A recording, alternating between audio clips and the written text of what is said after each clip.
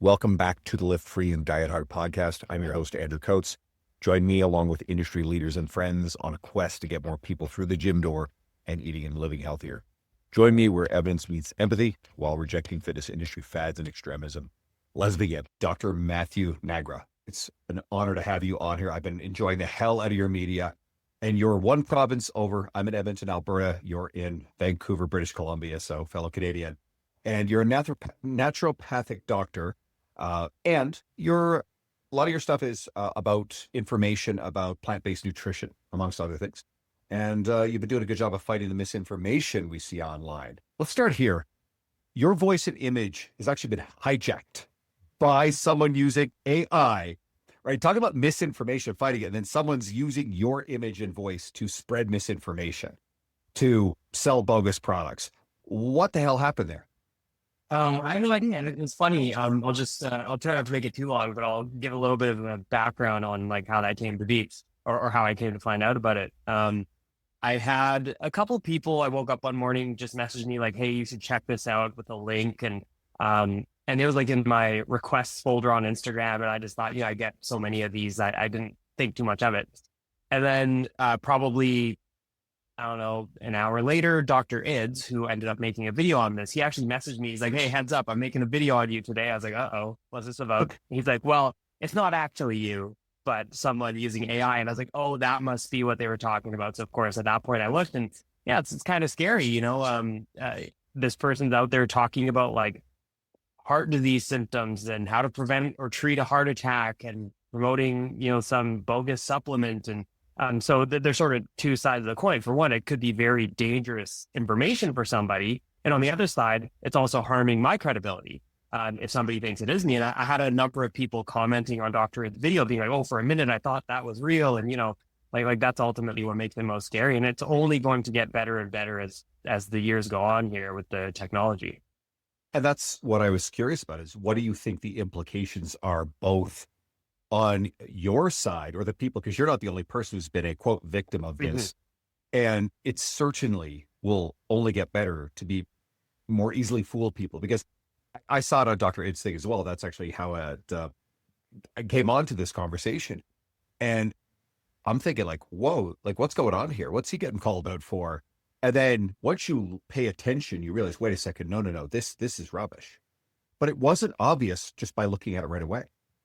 Yeah, though I find that the first few seconds or so were definitely the most convincing. And then as you get into it, just the cadence of speech and stuff, it's not me. And maybe the voice doesn't quite line up with the mouth at certain points. But the thing is, like, you follow my content, you know how I speak. Obviously I do, and people close to me, but that doesn't necessarily mean that that's how others will see it. Like people who have no idea who I am, and then they see that, maybe they take it to be real or something, and so that's where it's a little more concerning. And you certainly think that it's going to get worse. Oh yeah, 100%. Like, I mean, that's a guarantee. Even if you look at a year ago to now, it's gotten a lot better. So the AI stuff's only going to take off from there. And is there any recourse to deal with this? So I actually spoke with, well, for one, I reported a bunch of the videos to both Meta and to TikTok. They didn't take them down because apparently it doesn't go against their community standards, which is bizarre. Even when I'm reporting it as, you can select, they're imitating someone. And who are they imitating? Me. I literally put that in there. No, it doesn't go against their standards, so it's fine. And then I had a friend who has a rather large following, and she does recipe videos. And she said that somebody used her image and voice to promote some cookware in a similar fashion with AI. And she actually went the legal route. She talked to lawyers and everything. And by the sounds of it, the law hasn't quite caught up with the tech at this point. And so there actually aren't really laws in place to deal with this. And she ultimately couldn't do anything other than try to ignore it or, not give it attention. And that was one of the things too, that I was thinking about, like, how much, attention do I want to give to this? Or, I mean, I'm glad, I think that Dr. has put that video out and at least, gave a bit of a warning to people in general about, this is out there. But at the same time, like, will more people see that and be like, hey, that's a good idea, I should do that? Like, I don't know. This episode is brought to you by K&KG, my favorite gym bag brand, and now my favorite backpack for travel. I used to travel like an amateur and check suitcase. This meant hassle checking in, waiting for luggage, and stress over whether my bag would make it to my destination with me. Even my roller carry-on didn't allow for versatility once I got to my destination. And I travel more than ever, and I need quality, durability, and convenience. And when I met up with friends at fitness conferences, I noticed many traveled just with a backpack. So I started researching backpacks and brands. And I kept coming back to KNKG because I've had one of their duffel bags for years. So I bought their Edge backpack that goes everywhere with me. And my KNKG backpacks, plural, now I have two of them, the Edge and the Conquer backpack, double as perfect travel bags for a week of travel or everyday gym use. And I can save you 15% on yours. Go to www.knkg.com/Andrew59676. That's www.knkg.com/Andrew59676, or go to the link in the show notes. It's very likely that whoever did this may not be in the continental United States or even North America. It's probably, they're probably doing it from some jurisdiction that, even if there were some legal recourse, it's not going to change anything anyway. Yeah. I think Meta and their policies have to play catch up with this stuff and deal with it fairly aggressively. At least with YouTube, one of the things that they came out and they announced that they've, I think, completely demonetized AI generated video, right? Which at least reduces the incentive to create this stuff. This is wandering a bit far afield, but there's been some discussion about even AI-based music being generated. I've got a client who came in, there's this app called Sono, I think it is, and he'll just put in a few cues and it just produces obviously very derivative music. You kind of pick a genre. You can't say, make it sound like the band Tool that I love, but you can actually literally describe every aspect of Tool or Pink Floyd, and it'll produce something that's quite similar. But there's a band, I can't remember the name, but I think they're either confirmed or very overwhelmingly alleged to be an AI-based band that has generated a huge subscriber base, follower base on Spotify. And it sounds kind of generic, but it also sounds pretty impressive. And so if you've got those platforms and there's an incentive for someone to make this stuff and then profit from it, from the plays and put on blast, because I think there was also some stuff about someone was uploading bullshit to SoundCloud and had bots listen to it on repeat and making a whole bunch of money until that got caught. But at least YouTube reduces one of the incentives. But I guess the incentive in the case of social media is to fool people into selling bullshit. So, yeah. Now, what do you think about the consumer end of things? What's the responsibility of the person who's watching this crap? I mean, I don't know how much of the responsibility for somebody doing that I would put on the consumer. But one thing that I would highlight, and I think this becomes more and more important, is looking out for verification, especially if it is somebody, or at least a video like that or an account like that, where there were a ton of followers and that, I mean, they weren't verified. So that's one issue. Whereas, if you see my videos, you'll see the check. If you see Dr. Edge or these other people, you'll see the check. At least that is really them, that they've had to submit their ID and that, that's something that you can look out for. But again, I think there needs to be more done. I think you're right on the front of Meta or TikTok or one of these companies, Google, to crack down on it, because I don't know that just having and putting the onus on the consumers is going to do too much here. Fair. So it's not as simple as caveat. And one more thought to all this. And I don't do a lot of video-based media. I know I kind of need to embrace it. There's also this part of me that is just averse. I'm not interested in stuff that tends to be super polarizing, that someone else is going to stitch or whatever. But I just don't have the temperament anymore to deal with that. A friend of mine recently called out someone for what I thought was a really creepy and terrifying video. And my friend literally took it down because the guy's response and his followers' response was demonic, right? And this has happened to this friend of mine who calls out people who say and do stupid shit numerous times. His account's been taken down because he's been swarmed, reported. And it's I just can't live that way. So, I mean, that's a worst case scenario. And he definitely gets into, divisive, algorithmic, sensational type stuff, although his mission is quite good. So for me, it's I don't even know if I could play that game. It also becomes a narrative not to do the video. But regain my thoughts on this one. How much of this is, I know what I was going to say. Sorry. Would sometimes we get the scam callers and I'll fuck with them sometimes. And then someone's oh, you shouldn't answer that because they'll get your voice. I'm listen, I've over 400 podcast episodes across 2 podcasts, few hundred more as a guest. You name it. Like that cat is out of the bag. My voice, there's no putting Pandora back in that box. So I guess there's probably that much video too. So what part of you just kind of says, hey, it's Pandora's box open. I can't stress this. Yeah, I honestly don't think too much about that aspect. And what's interesting is going through that account, the one that had, made some videos using my image, they were all clipped from like other podcasts and stuff that I'd appeared on with really good recording quality. None of them were actually from my own videos anywhere. Right. So they were all like highly produced, with the perfect background, all the cameras, lighting and everything. And they took those from these, in-person podcasts I'd recorded. So I mean, at the end of the day, I don't think changing what I'd doing, at least on my end or on my own social media, I don't think that's going to change anything. And yeah, at this point, it's all out there anyway. Like, what am I going to do? Take it back? This episode is brought to you by Renaissance Periodization and the RP Hypertrophy app. RP is the industry leader in muscle building, coaching, and education. And this app is like having a coach in your pocket. It gives you everything you need, including training programs, form videos. It gives you all your sets, reps, and weights, so you just show up and follow the plan. It adjusts each week based off your progress. And the app was created by Dr. Mike Israetel, Nick Shaw, and the team at RP, who I've known for many years. And the entire team are incredible people who've always been supportive and generous with me, so I know their character and are easy to endorse. My library contains several RP books, and I've used RP training principles in my workouts and coaching with my clients for many years, long before the explosion in popularity of their YouTube channel, which is worth checking out. RP is the first sponsor I felt remotely comfortable endorsing after over 7 years of podcasting. And if hiring a one-on-one coach isn't for you, using the RP Hypertrophy app is the next best thing to maximize your gains and take the guesswork out of your program. And there's a 30-day money-back guarantee, so you can try it risk-free. If you don't like it, they'll give you your money back.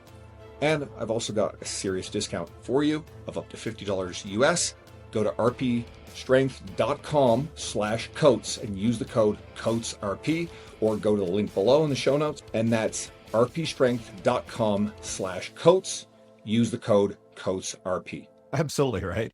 Yeah. All right. So are extreme or tribal diets as prevalent among everyday people as social media makes it seem? I mean, do we really have legions of people on the carnivore diet and some of these other like crazy ones? I mean, I suspect not. If we look at, I don't think we have good statistics on like what proportion of the population follows a carnivore diet at this point in time. I suspect it's quite low. But even if we look at, let's say, vegan diets or plant-based diets for a minute here, we see quite a bit on that on social media. We've seen it, especially back in like 2019, 2020, where it really took off. But then when you do surveys of the population at large, it usually comes back as like 1% to 2%, of the population. Like it's really not that much. And at the end of the day, I don't think most people are really thinking too much about their diets out there. Like, at the end of the day, it's really only the people that are focused on nutrition, and then probably the subset of them who are really going to social media for a lot of that are ending up, aware of these more extreme ends. Not that I would consider veganism per se or plant-based diets super extreme, or at least on the side of like a carnivore diet, or on the extreme plant-based side of like raw vegan or something. I wouldn't consider that to be like the norm. But as far as those types of diets, I think, yeah, it's primarily for that like subset of the subset of the subset of the population that ends up, coming across it. So we don't have a lot of Freely the Banana Girls running around. Yeah, I don't think so. And actually, funny enough, with that whole kind of area, and when I first got into plant-based eating, it was not necessarily right through that, but I was very aware of them and sort of learned about it from some people who were like adjacent to them. Funny enough, and then obviously learned more about the sort of evidence-based eating practices thereafter, as like a late teenager. But yeah, I don't think that that's the majority, and it seems to really be sort of dying off now as far as that more extreme side. And I guess like the whole point about veganism too, like I think it probably can attract some, more extreme personalities who are almost more driven by the ideological side of it, as opposed to at the degrees of ideology as well. There are people who just like, don't want to harm animals, good-hearted and what have you. But I think there's also going to be some people like the carnivore dieters. Like there's definitely some extreme ideology that draws in people to go, hey, I want to do the most extreme thing possible. This is the one that aligns with my socio-ideological like value system more, right? Well, yeah, I mean, like veganism is an ideology. It is, essentially striving to extend rights to animals and to, uh, not harm them or commodify them. And so, like that's, I think, a very reasonable position, and that's why most people come to that way of eating. Now, veganism as that ideology can be separated from, the extreme plant-based diets that are for like the same type of messaging you get for carnivore, right? But carnivore, it'll be a heal all, back to our roots type of eating. And then you have the like extreme raw vegan side, or raw plant-based, I should say, whatever you want to call it, that are sort of the same. They say, it's a cure all. You can't get cancer if you eat that way. Um, extreme improvements in athletic performance, like all these claims that are put out there. And it's funny, and they'll say, yeah, it is our traditional or ancestral way of eating it, using different sort of reasoning. So you'll get it. You'll get the same type of messaging on both ends of the spectrum, which I find kind of funny. It'd be interesting almost to listen to like a debate between, those two extremes and just see what sort of arguments they bring forth. To find out that they're so far apart that they literally converge together, right? You see that. In other words, you're not endorsing the documentary Game Changers. Well, so there's parts of it, I actually think that there's a lot in there that is fine. I think there were some missteps. I think the whole thing about like the B12. In fact, if you spoke with, actually, maybe I'll give some background to people listening on what I'm talking about here. At one point in the film, and I might slightly misquote it, so excuse me on that, but they say that traditionally, we would have gotten all of our B12 from like streams or lakes, just from the water, the bacteria in the water. And they cite a study where, during a particular part of the year in a particular portion of a lake that had certain bacteria in it, that you could theoretically get enough B12 by consuming this water. And then they sort of extrapolate that out to be like, well, that could have been our traditional way to get water, from that or from eating soil or whatever. And so like for that sort of argument, for how our ancestors might have been plant-based and ate a certain way, I don't think that's very well bounded. Actually, if you were to speak to the producers of Game Changers today, and I have, they think that, they might have taken a misstep on that one. And so like there are certainly things like that I wouldn't back, but then I think there's a lot there that, I would back, as far as the fact that you can be a good athlete on a plant-based diet, that plant proteins can fuel, muscle and strength gains, that there are health benefits to consuming a plant-predominant, plant-exclusive diet. I think those are all good messages, but there are things in there that I would certainly pick apart. Are there any, you alluded to this, so I'll ask further. Are there any other things that like frustrate you about the more, well, let's call it the more extreme end of the vegan advocacy spectrum, who make false, misleading claims that actually like harm the movement?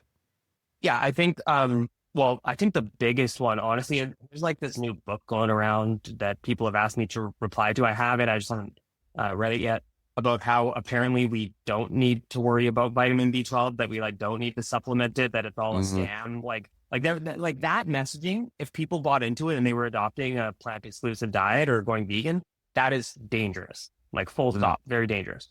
You need either fortified foods or supplements with B12. So that would be one. Now, something that I think is potentially harmful or dangerous, not to that same degree, but I think it could lead people down some roads that, end up resulting in poorer health, is the idea that we don't need to worry about protein at all, or that we should ideally keep our protein intake low, around specifically the RDA, sometimes even recommending a bit below that. And this is the type of messaging we get from some of the, what I call the old guard of the sort of plant-based nutrition world. So a lot of the older docs who are, many of them now in their sort of 60s and 70s, but they started promoting, plant-based eating back in the 80s and 90s, and are still very popular today. A lot of them promote this idea of eating low protein because if we look at, certain populations, they'll point to the blue zones and so on, their protein intakes aren't sky high, but they aren't actually that low either. So that the reasoning there doesn't make a ton of sense to me. But then they'll talk about how protein harms the kidney, which we now have dozens of randomized controlled trials showing that that's not the case, at least in healthy people. We'll have some of them argue that if you increase protein intake, you promote cancer because IGF-1 goes up. Well, actually, that bump that we see in IGF-1, it's short-term and post-meal, and that has not been associated with cancer. What is associated with cancer is like chronically high IGF-1 levels, which is very different. That's usually due to some other sort of underlying mechanism in the body. And so I think that's one. And then if we have people who are, let's say, athletic, and they're adopting a plant-based diet and trying to like minimize their protein intake for some reason, they might be losing out on some performance, benefits there. And then maybe they ditch the diet later on because they aren't feeling the best or aren't performing the best.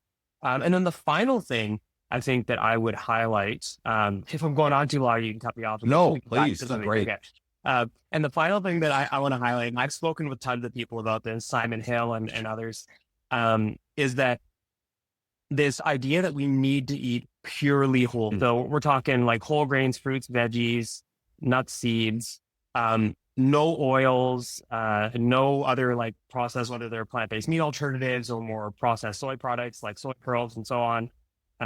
No protein supplements. I think that is a recipe for potentially poor outcomes, especially in children, in athletes. And that's because, for one, children can't consume as much. Their stomachs are just as large as they can't take in the volume to get enough calories and protein and nutrition to support that, at least in many cases. Athletes often need to consume far more. It's not unusual for an athlete to need to consume 3,000 to 4,000 calories a day. And if you tell them to do that on salads and quinoa, that's not going to be super easy. Or beans, I mean, they'll be farting all day. So like, it's going to be really difficult for them to do that day in and day out while training and not being all like bloated out because they're eating so much volume. So in those cases, having some of the oils to, cook down your veggies, they make them taste better. They add more caloric density, using protein shakes where needed, or using textured vegetable protein or soy curls or soy chunks, or you can do the pea-based versions or tofu, which they often allow in the whole foods version for some reason anyway, but using some of those foods that are a little more processed down, a little denser in protein, and easier to get that protein content in, I think can help go a long ways for people in that category of, say, athletes or again for children. Your messaging aligns so closely with my good friend Melody Schoenfeld. I'm not sure if you're familiar with Melody. I'm not sure, no. Oh, well, she's written a book. It's called Pleasure Not Meeting You, a science-based approach to vegan lifestyle. You would love Melody. She's been on here before. She's got a master's degree and she's just super smart. You've heard of her brother, Brad Schoenfeld. Yeah, I'm familiar. So, and anyway, but she's great. She's been, like I said, she's been on the podcast before. I'm going to bring her back. I just had Brad on. Okay, a little bit of a pivot. I saw you do a post about this and I love this.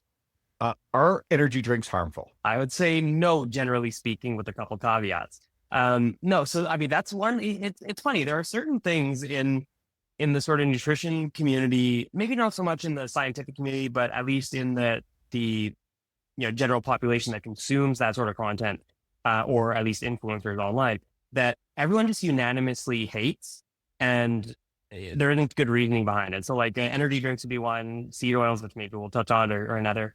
But with energy drinks, so, I mean, at the end of the day, what are they? They are typically caffeinated beverages. The caffeine content ranges from, I mean, I've seen them as low as 80 milligrams, which is like a shot of espresso. In Canada, maximum of 180 milligrams, which is just over a cup of coffee, maybe 1.5 cups. And then in the US, I have seen them go up to like 300, which is like 2 cups of coffee. We have limits in Canada for that. So it's much lower. So that's like the primary ingredient, so to speak, to give you that boost in energy, whether that's for working out, for target performance, or what have you. And then sometimes they'll add other vitamins and ergogenic compounds to it. So they'll add like a bunch of B vitamins, B12's almost always in there. They'll add. Hey, so it's great for vegans. It's great for vegans. Hey, well, you know what's hilarious about that as a tangent? I actually have a friend of mine who. He's vegan, and I mean, he does his blood work to check his values and everything, but he relied mostly on the energy drinks for the B12. Like, it's like one a day or something. It's hilarious. But anyways, so there's that. There's sometimes they use like L-theanine, sometimes L-carnitine, sometimes taurine. They'll add some other nutrients that might have some performance benefit there. Now, the one that I would have a little bit of caution around is the L-carnitine, just because there is at least one randomized controlled trial that did demonstrate narrowing of the arteries after, I think it was 6 months, it might have been 9 months of supplementation. Again, is the dose high enough in energy drinks? It's, it's hit or miss, but I would just be a little bit cautious around having that every day. And then there's also some Mendelian randomization studies where they found that people with genetically higher carnitine levels did tend to have a higher risk of cardiovascular disease as well. So again, just another reason to be a little cautious around that one. But otherwise, I mean, it's pretty benign. Another thing I would be a little concerned with is the sugar of the energy drinks. So if you're having a lot of the sugar, once in a while, not a big deal. But if that's an everyday thing, then we know that that's associated with higher risk of cardiovascular disease, certain cancers, type 2 diabetes, and so on, as far as a sugar-sweetened beverage goes. So tend to go with the non-sugar alternatives as well. But overall, there really isn't good reason to be, super hard on these, people who like energy drinks. I think they're fine if used within reason or within, a reasonable caffeine hit, so to speak. The World Health Organization does recommend a maximum of 400 milligrams a day, which would generally be like a couple of those drinks. Mind you, if you're having one of those and then like a coffee or something, you'd be right around that target. But otherwise, I don't see huge issues with, having them occasionally. What actually happens above that 400 milligrams of caffeine threshold? Now, I presume it's kind of like the threshold for aspartame, where there's a built-in buffer anyway, right? I'm going to make that assumption. And I remember there was some sort of study, a few years ago, that said something like 35 to 36 cups of coffee a day did not seem to have any adverse cardiac outcome. And I think it was a little narrow in its scope, but, to me, I conjure the images of like some poor Korean StarCraft player who's been up for 3 days on Red Bull and dies. I mean, I think those are like extreme anecdotes, but otherwise, like, we're just not seeing, cardiac event risk of things like energy drinks outside of maybe someone who's just consuming ungodly amounts of it. And then maybe associated with other unhealthy lifestyle behavior. Is that where these anecdotes? So I think you're right. So if we look at like where you actually see either, it could be sudden cardiac death or other cardiovascular issues, it's way above that 400 milligrams, like far above. In fact, I think I cited it in my video and I can't remember the exact number, but if you were to calculate it out, it'd be a pretty crazy amount you'd have to consume in a short period of time. Now, that said, there could still be concerns with going, well above that 400 as far as, the anxiety picture or like other adverse effects of having a lot of caffeine. And that sort of depends on sensitivity. So that's the other thing, is if you are generally a bigger person and you are tolerant to caffeine, you can handle a lot more. So if you're a habitual consumer versus if you're somebody who doesn't really ever consume caffeine, and then you have, one of the Bang energy drinks from the US with 300 milligrams of caffeine, you'll be bouncing off the walls, So that's speaking from experience of a friend of mine who never drinks like coffee or tea or something. He had one. His hands are like shaking. So like there are those things to be cautious about. The 400 milligram target is a very cautious target or maximum. And I think it's reasonable to try to stay within that if you're not someone who, has been using caffeine for extended periods of time. You aren't using, say, pre-workouts and things where they're generally quite a bit higher and you're probably more used to it. But as a general rule, I like kind of aiming for around that target as a max. Hey, I was a original Jack 3D user back in the day when that stuff was on shelves, and I'm one of the tribe. It's like, bring that shit back now. There's some other ingredients in there that I think were of concern, like geranium root. Is caffeine the primary mechanism stimulant that we're finding in these energy drinks? Yeah. I mean, there's some potential benefit to some of the other compounds in there. Caffeine is the primary one, but what's interesting is there are studies where they'll look at the sugar-free version and the sugary version, and the one with the sugar and the caffeine actually does perform better, at least as far as the performance benefits compared to just the caffeine alone. Now, there's the flip side to that, if you're having that very regularly, again, the risks of sugar-sweetened beverages comes into play, and I'd be a little bit concerned about that. But if it's a one-off for like a race or something, I don't see too much issue with going for that version, especially since you'll be running a bunch and you're probably using gels or something anyway. That can just sort of replace it. But caffeine is certainly the primary active ingredient. Well, the cyclists I know, I mean, their vice is Coca-Cola anyway. It's a very ritualized part of cycling. So I don't know if they'll give it up for a sugar-sweetened Red Bull. What Yeah. about the claim about energy drinks causing brain fog? I saw you going after some guy for that. Oh yeah, so that's actually now you're jogging my memory. You know my content better than me. That was a response to somebody making that claim. Yeah, that's just completely false. Completely false. We have so many trials now. We have some actually because in that video he was saying Red Bull causes brain fog. I pulled up studies specifically using Red Bull, and the Red Bull actually improved cognitive function on a number of tests after consumption. And again, that's largely due to the caffeine. We get similar benefits with coffee or even caffeine tablets. So, before a test or something, or if you're doing something where you need to be very focused or you need to have a quick response time. I know a lot of like the Twitch gamers and stuff. Yeah, they often are having Red Bulls and whatnot. But we see that it does work for those purposes, for whether it's a test or for something that you need that cognitive function for. It's probably better than chewing nicotine pouches or what is it? The ones that are taking Adderall. See, Adderall, like this wasn't a thing when I was in university. I'm just dating myself. I'm older. But like I've heard as I got older, like that this was actually kind of commonplace in university. And this is way off topic, so don't really want to go into it. But like just to me, that's sort of astonishing. But that was a thing. But I didn't even drink coffee in university. I started drinking coffee when I was about 37. And now I enjoy an energy drink here and there. I actually cut down a bit because I was doing the Rocks Zoas. And then now I put White Monsters back in. And honestly, White Monsters are a glorious treat. They are good. They are good. Although I think those are pretty good too. Like we have Costco here and they have the variety packs. So you can like try the different kinds. I that's how I started. But then they had 2 of the 3 flavors I liked and 1 I didn't. I don't know. Like orange Gatorades and these orange Zoas. I don't know who drinks orange anything. It's garbage. My personal opinion. But then they flipped a second type from what I liked to another one I didn't like. So I'm like, all right, screw this. So I start ordering it on Amazon. Then I'm like, I got to give this shit up. So now I have like a couple of White Monsters a week. Anyway, so this was like self-serving to go, oh, okay, because I actually intermittently had brain fog.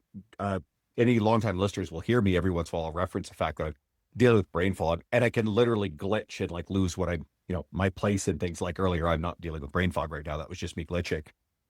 But it's like, oh shit, like I want to be very mindful. Is caffeine actually in any way contributing to this? And I don't think it does, but it's nice to ask anyway.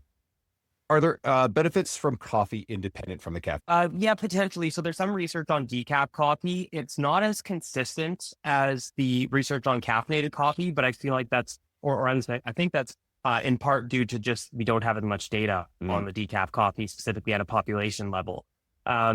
But we do see some of the benefits, the exact, numbers. I couldn't cite them off the top of my head. But some of the benefits, especially for the cognitive benefits, are largely driven by caffeine. For some of the other like cardiometabolic benefits, some of it may be due to caffeine. But there's a fair amount of it that's due to like the polyphenols and whatnot that are in the coffee. Wonderful. Okay, let's get more into your wheelhouse a bit. Is plant-based protein inferior to animal sources of protein?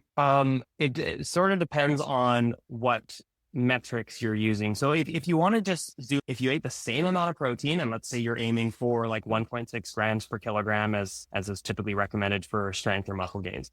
If you're eating that amount of protein, does it matter if it's from animal sources or plant sources? No, it does not get the same result. And we have a couple of trials now comparing the two. We have one by Javier Lorraine out of Brazil, where they had vegans and meat eaters. They had them bump up their protein to 1.6 grams per kilogram of body weight per day in both groups.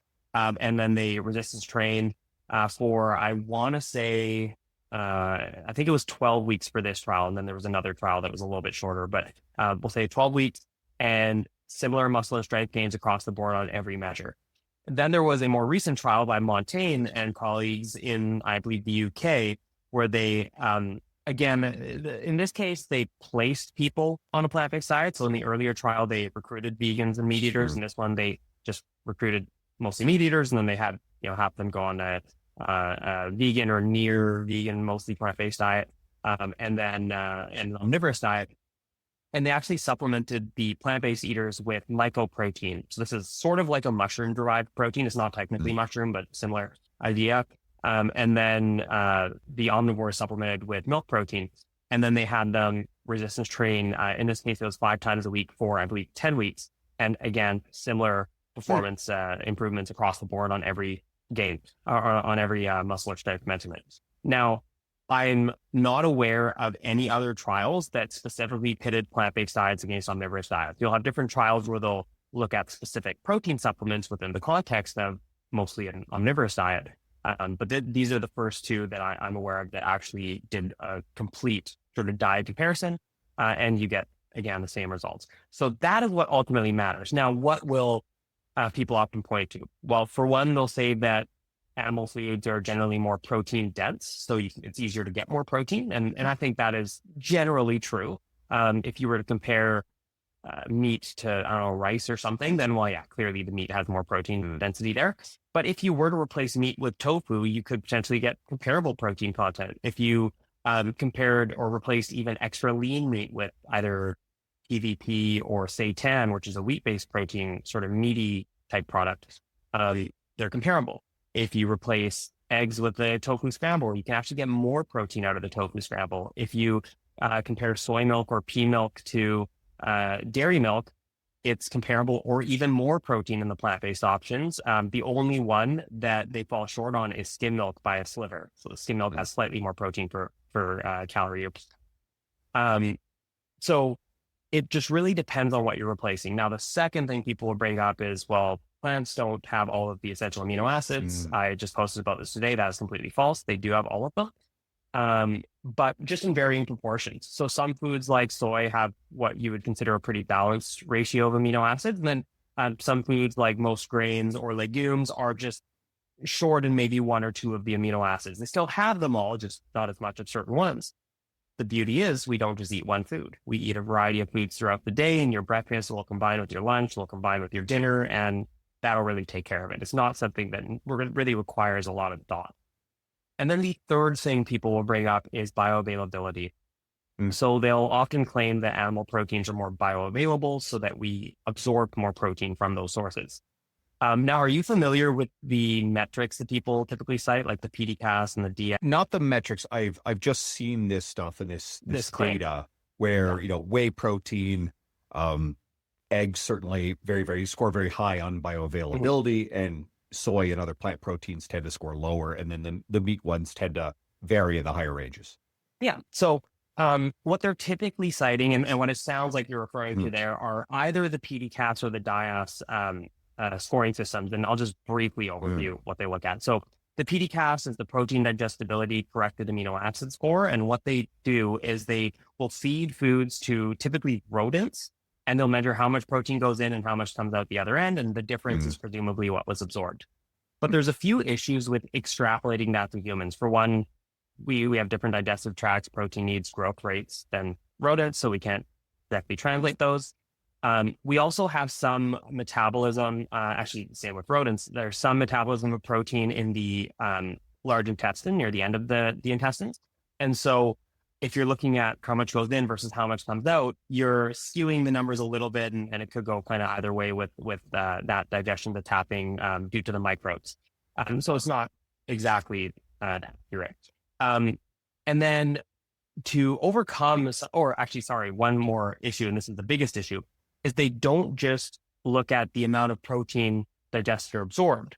They then look at which amino acid is present in the lowest amount, and how much of that is absorbed. That's ultimately what gets scored.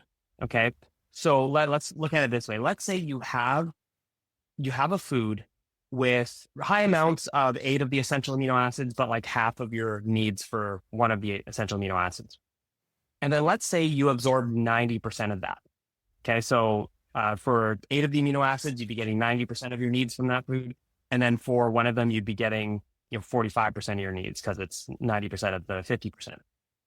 Well, your score would be 45%, essentially, if I was to simplify for that food, even though you're absorbing most of all of the amino acids there. And so it's like if you had a report card, and this is the analogy that I've started to use, is if you had a report card and you had straight A's on 8 subjects, and then you got like a C- on one subject. Your overall grade on the report card would just read C-.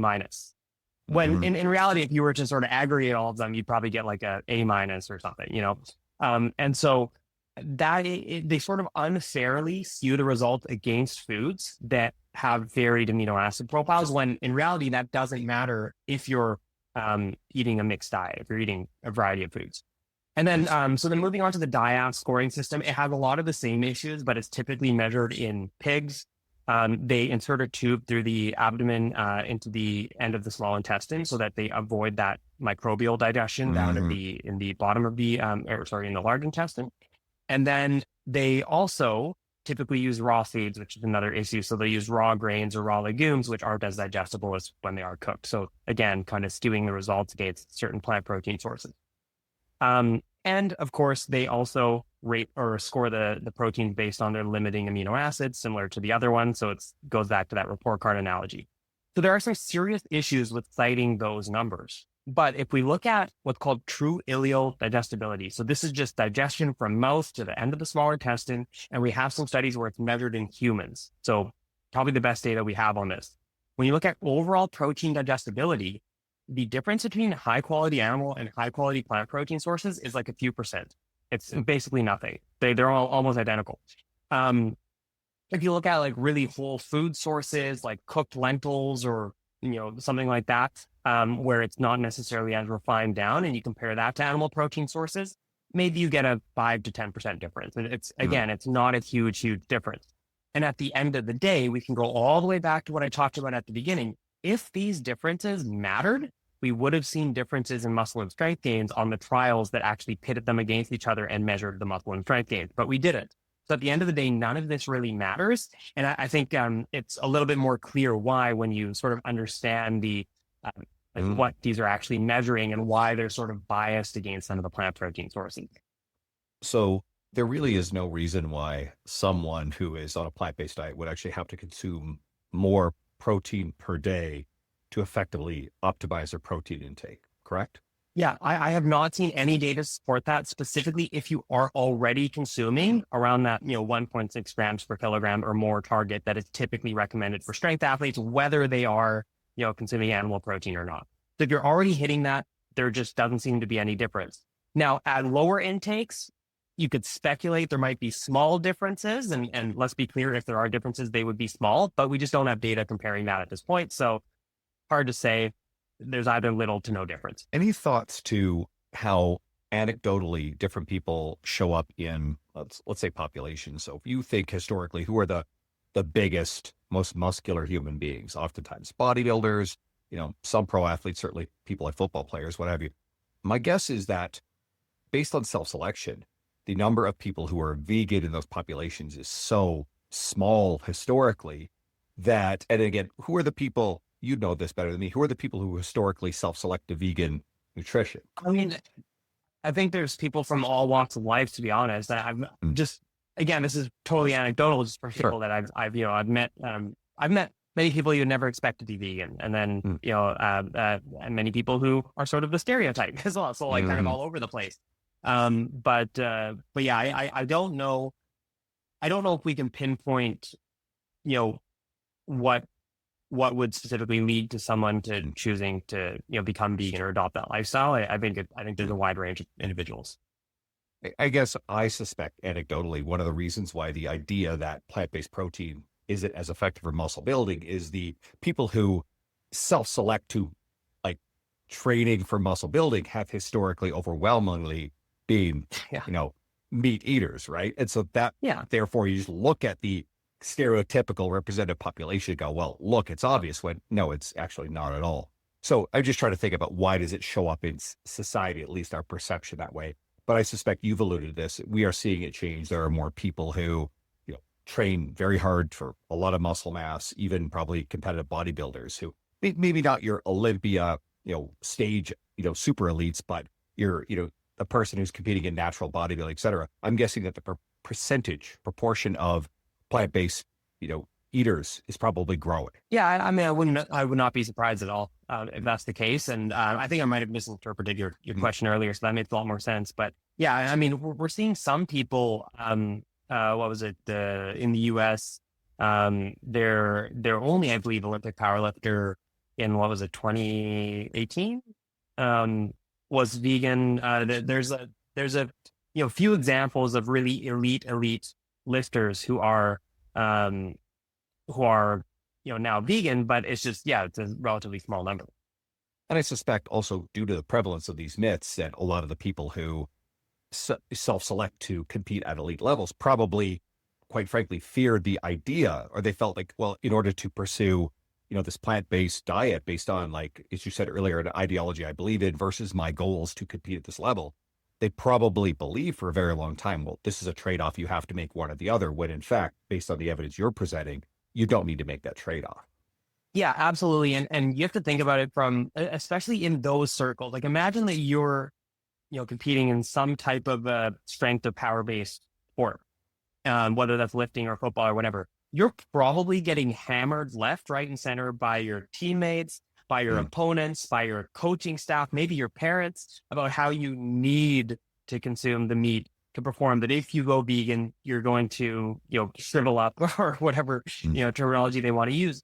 And that can really just, percolate in the back of your mind. It can really, cause some, cognitive dissonance ultimately, and lead people to really sort of struggling with that, or maybe even resulting in a nocebo effect where just because you're expecting to not perform as well, then you end up not performing as well, or you're expecting to get sick or ill and you do, or whatever it is that you're sort of thinking is going to happen in your head.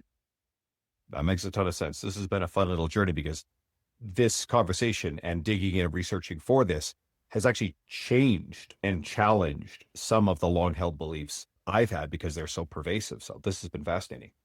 Let's do one more question. Okay. Can you explain the toxic plants narrative? The compounds that are found in plants. It's usually some idiot walking through a grocery store aisle. You'll often hear, oxalates in spinach is one of the ones. There's other ones. People like, I'll say his name. David Asprey, I know, makes up shit like this. Paul Saladino, the carnivore doc, is one of the ones that does this crap. So yeah, so what's going on there? So for starters, I would say that anybody who is interested in this topic should read, there's a review and it's open access called "Is There Such Thing as Anti-Nutrients?" I can't remember which journal it was published in, but if you type that in and, into PubMed, I'm sure it pops right up. Really good review that covers the big ones, the oxalate, the phytates, and the lectins. Now, it's also funny that you mentioned Dave Asprey because he makes a lot of crazy claims around oxalates. And one thing that he started that I think has just propagated is this idea that kale is high in oxalate. So he always picks on kale, but kale is actually a low oxalate green. So he's just wrong. Like it's the wrong green to pick on because it's low in oxalate. It's literally recommended for people who can't consume a lot of oxalate. So that's funny. Now, at one point he made a video just, hammering oxalate. Then I commented asking for sources and he told me that they were in his book. So then I actually went to his book and I looked for the references and there were 0 references in the oxalate section. And I pointed that out and then he blocked me. So there's that.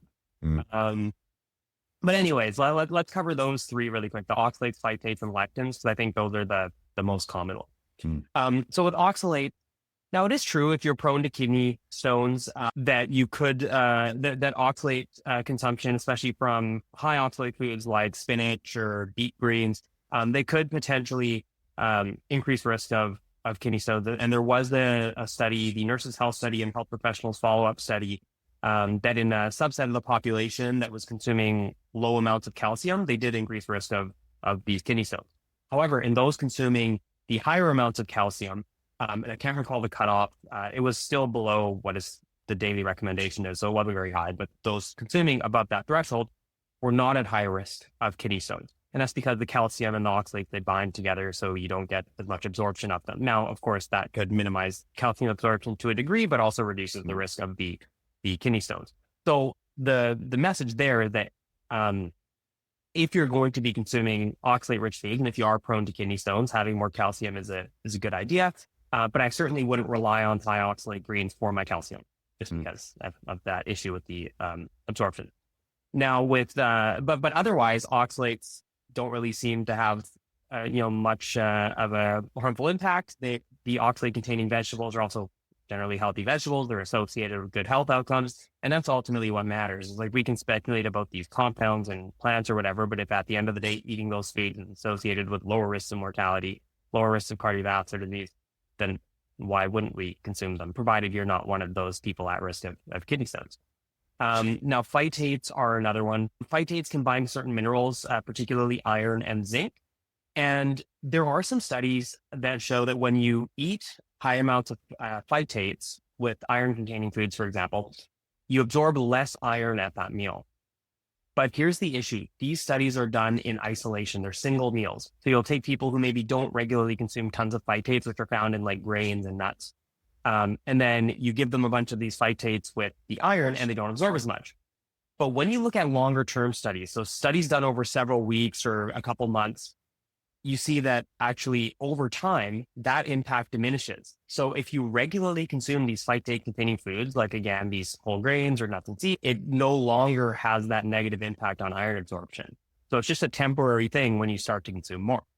And at the end of the day, higher phytate levels, at least measured in the urine, are associated with better bone health parameters. So that's good. Again, these foods, whole grains, nuts, and seeds, are associated with lower risks of mortality, cardiovascular disease, certain cancers, et cetera. And then finally, lectins. These are proteins found in a wide range of plant foods. And it is possible to get lectin poisoning from, say, red kidney beans if you don't cook them.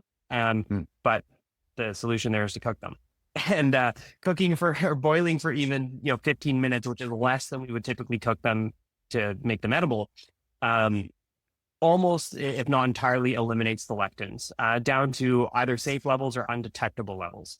And again, legume consumption is associated with lower risks of all-cause mortality, coronary heart disease, etc.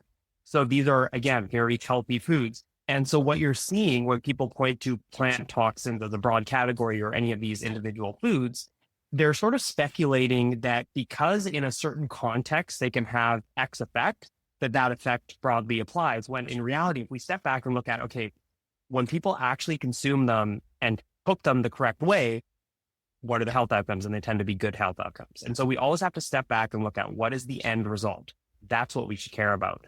And if the end result is, better health outcomes, then fantastic. Let's promote consumption of those foods. There's one other piece that I understand about, anything in plants that are potentially toxic. It might be toxic to something the size of an insect, right? In terms of like dose relative to the mass of literally a living being, right? Whereas, insects are literally minuscule compared to the size that we are. So something that might actually be harmful to protect plants from pests would be so minuscule as to have like literally no effect on humans whatsoever. So that's one of the other interpretations that I've always had about some of these claims. This has been enlightening. This has been great, engaging. I hope everybody will go and dig into more of your media, especially anybody who finds emotional resistance to, a lot of my long held beliefs have been challenged here, and there's been evidence presented that, counteracts a lot of those things. So I try to come into these conversations with an open mind. So they can follow you on Instagram at dr.matthewnagra. So at dr.matthewnagra. Is there anywhere else you'd want to send people? You can follow me on any of the social media platforms, just my name, YouTube, TikTok, Twitter, or X, or whatever you want to call it now. So all of those platforms. Then I also have a website where I'll link, episodes like this one and sometimes put together slightly longer blog posts where I'll aggregate stuff from different, Instagram reels or whatever that I've done, just to, if people want to kind of read it all in one place. So those are all places that you can check me out, and you can of course send me a message on Instagram or something, and I try to get back to as many as I can. Thank you. This has been spectacular. I really appreciate your time. Thanks everybody for tuning in.